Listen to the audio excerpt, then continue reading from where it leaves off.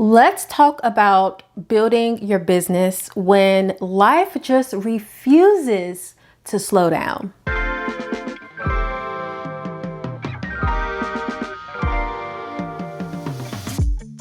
Hey boo, welcome back to Doing Well with Alicia. I am of course Alicia, and here is where we talk about rest, entrepreneurship, and literally everything in between. So I've mentioned on this channel or in these episodes a few times that I am my mom's caregiver. So when I got separated, we sold our house and me and my daughter moved in to be with my mom so that I could help her through her everyday needs and taking her to her doctor's appointments and things like that. So a few weeks ago, I had the perfect work week planned out.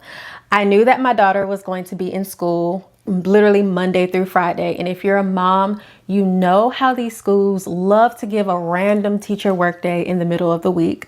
But this was one week where she was literally going to be in school Monday through Friday. My mom didn't have any appointments that I needed to take her to. So this was supposed to be my ideal week to get shit done. I knew I was just going to be a girl boss and just kill it this week. So I had planned to create content. I had planned to do some community work and add some more resources into our community platform. I just knew I was going to do all of the business things that week. And then life happened. My mom got sick, which turned into an unexpected stint in the hospital. And you know what happened to my perfectly planned week? It didn't happen. It got completely derailed. And listen, I am not a horrible human being. I know the responsibilities that I have as a mom, as a caregiver, and I of course want to be there for my mom through anything that she has going on. But I am also human. So in that moment when I realized that my perfect week was not going to go how I expected, I of course felt frustrated, and I honestly battled a lot of guilt around that. I had a lot of guilt around, why do you feel frustrated because you can't help your parent? Why do you feel frustrated that things are not going your way? These other things are more important, but I'm still human. And as someone who is type A, who loves a plan, who thrives off of having some sort of structure, I really had my hopes up to have that one week to really dedicate to myself. But once I got through my feelings and everything was, okay with my mom, we got her back home, I just had to be really real with myself. This is my new reality. Life does not care about my content calendar. If my daughter gets sick, she does not care about what calls or what work I need to get done. If something happens and my mom needs me to care for her, all the business things in those moments do not matter. And that is just the reality of the season that I'm in. And honestly, even though it is chaotic on most days, I would not change it for the world. And I'm thankful to have that type of flexibility. But it just made me realize that I need to be able to pivot when life happens so that my business is still moving and getting the attention that it needs. So here is what my life typically looks like on any given basis. So for my mom, I am usually coordinating things with her medical team to make sure she is getting what she needs. I am taking her to appointments. I am making sure her medications are organized and they're being taken at the right time. With my daughter, thankfully, Lord, she is in school all day, but because of that, I really want to be present with her in the evenings. So I want to give her my attention. I want to hear about her day. I have to go through homework with her. We have to go through dinner. And then we have this whole evening routine that we have to go through too. So for me right now, I'm realizing that on those days where life is just happening, my business time is going to happen during those stolen moments during my mom's doctor's appointments when I'm just waiting in the waiting room, or they're going to happen after bedtime once I've gotten the kid laid down, or on my free days, which thankfully, I do have every other weekend off because we know me and River's dad switch up. So I do have those moments. So I am learning that I have to run my business in those little pockets. And in this season of my life, having these strict work hours is just not realistic. My days are very unpredictable. And for a long time, as I was transitioning into this new role as like my mom's caregiver, into like single motherhood, I almost felt like maybe this just isn't the season for me to build my business. Maybe I need to wait until things calm down. Maybe I need to wait until River gets older. Maybe I need to find something that is more stable so where I can really work around my schedule. And I had that thought for a really long time of like, maybe entrepreneurship is just not for me in this season. But what I'm realizing is it's just not going to look how it used to look way back when. It's not going to look the same as before I was my mom's caregiver and she could take herself to her own doctor's appointments. It's not going to look like when River was in daycare and she was there until 6 o'clock, or even when she was home, she was napping for 2 hours. It's just not going to look the same. But that does not mean that I cannot spend the time that I do have building the business that I want. And over these past few months of me really just trying to find my groove, here is what I am learning about protecting my business time, even when everything in my life is somehow demanding my attention. So like I mentioned before, I've just accepted that there will never be a perfect time. There's never going to be a perfect time. Even though I'm a mom's caregiver in this season, I don't know if that's ever going to come to an end. I'm always going to be a mom, and my daughter is always going to need me no matter how old she is. Life is going to keep happening. So there is no point in waiting on the right or the perfect time. And through my years of like coaching and working directly with women entrepreneurs, I have heard so many women tell me that I'm just going to wait until my kids are older. I'm going to wait until I finish this big project at my 9-to-5 and like work slows down, or I'm going to wait until I have this amount of money in my bank account to really give it my all. But there will always be something. And I'm a kind person. I don't want to call people out, but if we really think about it, those are just excuses, and they're excuses that are typically rooted in fear. There will always be something. Even though your kids are getting older, they may be out the house, they're still going to be blowing up your phone asking for something. I was that kid. Work is always going to be work. You are always going to have a project. You are always going to have to-do lists. You are always going to have tasks that need to get done. The house will always need to be cleaned in some capacity. Life is always going to be happening. So we can't continue to use that as an excuse. So waiting for the perfect time is just another form of giving up. Sorry. So the question that you should be asking yourself is not when will I have time? It's how do I make this work with the time that I currently have? Where can you fit in those little pockets of taking on this call or working on this piece of content, or, mapping out your marketing strategy? Maybe that looks like while you're sitting in the carpool line for an hour. Maybe that looks like while you're at an appointment sitting in the waiting room. Maybe you do need to get up a little bit earlier or go to sleep a little bit later after your kids lay down. Just where can you get those little pockets of time versus waiting for the perfect time? And once you accept that there will never be a perfect time, here's what actually starts to shift.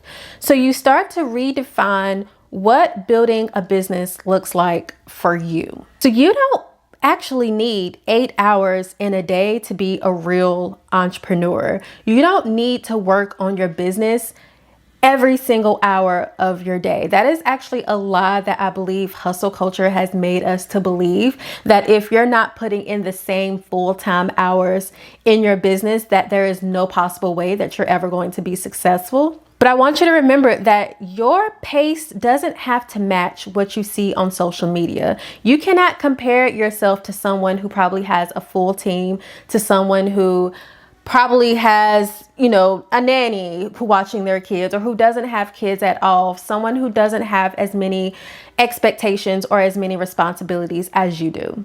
Some weeks we may get 10 hours. Some weeks we may only have 2 hours to work on our business. The point is, small progress is still progress. So like I said, my weeks can vary. As much as I would like to plan out like the perfect week, it can vary. So sometimes this means that I'm working on my business during my mom's doctor's appointments, or like while we're waiting in the waiting room. Sometimes I have to create content while after my daughter goes to bed, or while she's in the bathtub, or sneaking in a few minutes at dinner time, or while I am sitting in the carpool line. And I really do try to like make the most of the free days that I do have. So like I find myself batching content. I will do any tasks that really need like my full attention on those free days that I do have, because I don't know when I'll get another day like that. I don't know when I'll get some silence where I can just fully focus on one task. So I take full advantage of those moments that I do have. And let me tell you, I have been an entrepreneur in some capacity for well over 10 years. And I know what it's like to work 8+ hours a day on your business. And in this season of life right now, I am not working that much on doing everyday well. But you know what? What I am creating now is a lot more meaningful, it's a lot more impactful, and a lot more needed. And honestly, I feel so much better building this business than I did many years ago when I had nothing but free time. So stop comparing your chapter 3 to somebody else's chapter 20. Now, when life does get chaotic, so when I do have a plan that gets interrupted, because it will, here is what I do to protect my business without completely falling apart, losing my mind, and just getting really overwhelmed. So I protect my energy by eliminating unnecessary urgency. One thing that I have changed in my business, and it's actually made me reconsider the type of business and the type of business model that I want to have, is that I don't do any unnecessary calls. If it's not urgent, if it's not life-threatening, I do not take on calls. It's one of the main reasons why I'm no longer in the space of business coaching, because this season of life just cannot handle being on calls and having a calendar full of calls. So if it can't be done via email, it waits. My days are so unpredictable to have a calendar full of meetings that it would literally stress me out trying to figure out, how can I get on this call while I'm in the carpool line? How can I get on this call while I'm in this waiting room and there's noise in the background? So I just don't do it. And I don't even want to get into trying to coordinate with other people to reschedule and cancel calls. I'm telling y'all, in this season of my life, I want ease. I don't want another thing to stress me out. So I just don't do it. I don't do a bunch of calls. So you have to remember, just because someone wants immediate access to you doesn't mean you have to give it to them. This is your business. You can dictate when you talk to people, when you take on calls, when you say yes, when you say no. This is your company. You can make the decisions, you can make the choices that best fit the current season that you are in right now. So you have to really protect your time like it is sacred, because it is. So that may mean setting some boundaries around yourself, setting some boundaries around your family, setting some boundaries around your clients or friends. So letting people know when you're available and when you're not available, how people can reach out to you and how best not to reach out to you, and also give them some expectations of when they can hear back from you. Just because you receive an email at 12 p.m. does not mean that email has to be responded to at 12:01 p.m. You are allowed to set those boundaries. But even with boundaries, you still have to move your business forward. And here's how. I highly suggest, and this has been a game changer for me when it comes to like deciding what my capacity is, any given week, and also deciding what I am going to try and accomplish in my business. It has been focusing on what absolutely needs to get done. So not everything is urgent. Not everything is going to immediately make an impact in your business. Not everything is going to immediately help you to make money or get to where you want to be. So ask yourself, what are the 1 to 2 things that will actually grow my business this week? And everything else can wait. Everything else can be put at the bottom of your to-do list or put off to another day.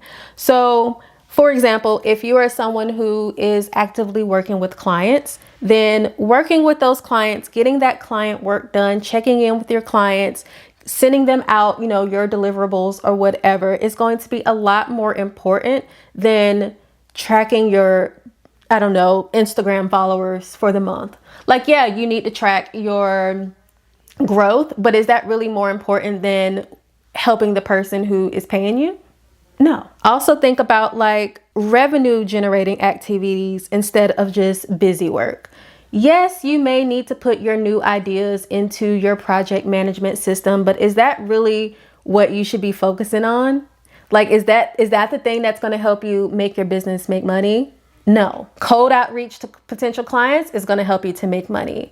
Getting out that marketing strategy is going to help you to make money. Recording that video is going to help you to make money. So focus on the things that are going to bring money and generate money into your business versus just working on a bunch of busy tasks that may be needed, but they're not really making a difference. So when you have limited time, you get really clear really fast on what actually matters in your business.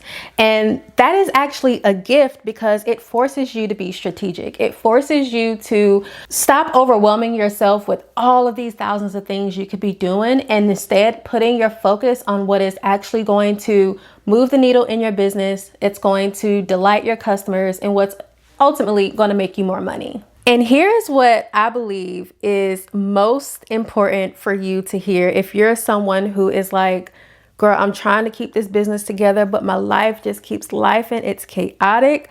I want you to know that when you are well rested, when you are happy, that everyone around you thrives. So it really breaks my heart when women give up on their dreams or their goals or their business ideas because they feel like they don't have enough time and their life is just too chaotic right now.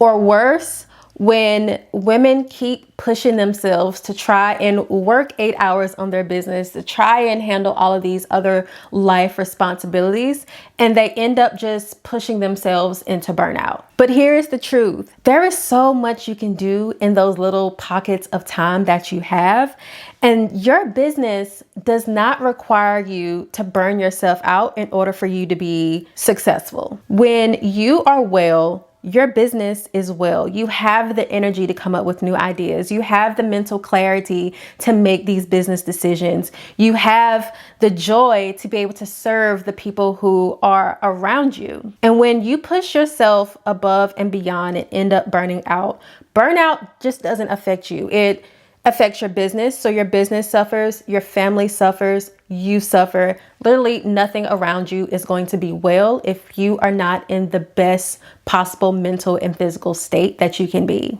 And this is something that you will hear me say so much on this show, but building a sustainable business means building a sustainable life. Your capacity matters, your rest matters, and your well-being is a non-negotiable. I want you to go after the things that you love, even if you can only do it in these small little pockets of time.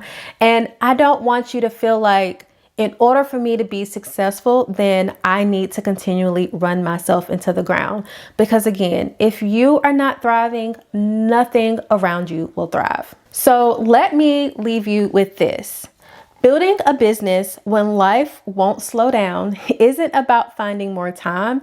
It's about protecting the time you have and then using it intentionally. So I want you to really hear that. And I'm reading it from the iPad to make sure I don't mess up the words, because when I wrote this, I was like, yes, that's what they need to know. So building a business when life won't slow down isn't about finding more time. It is about protecting the time you have and then using it intentionally. So I want you to know that you are not behind. you are not doing it wrong. If you can only spend 20 to 30 minutes at a time on your business, you are doing it in the context of a full, messy, beautiful life. You are doing it realistically. You are not doing it in a way that would deem to be like a beautiful aesthetic that we may see on Pinterest or Instagram. You are doing it in real time with the life that God has given you. So here is something that I want you to work through in this upcoming week. What's one thing you can eliminate this week that's taking up time but not moving your business forward? And what would it look like to build your business at your pace instead of someone else's? So definitely journal through that and then actually take action. Don't just point it out and call it out, but take action. What can you eliminate from your to-do list or your task this week that is not moving your business forward?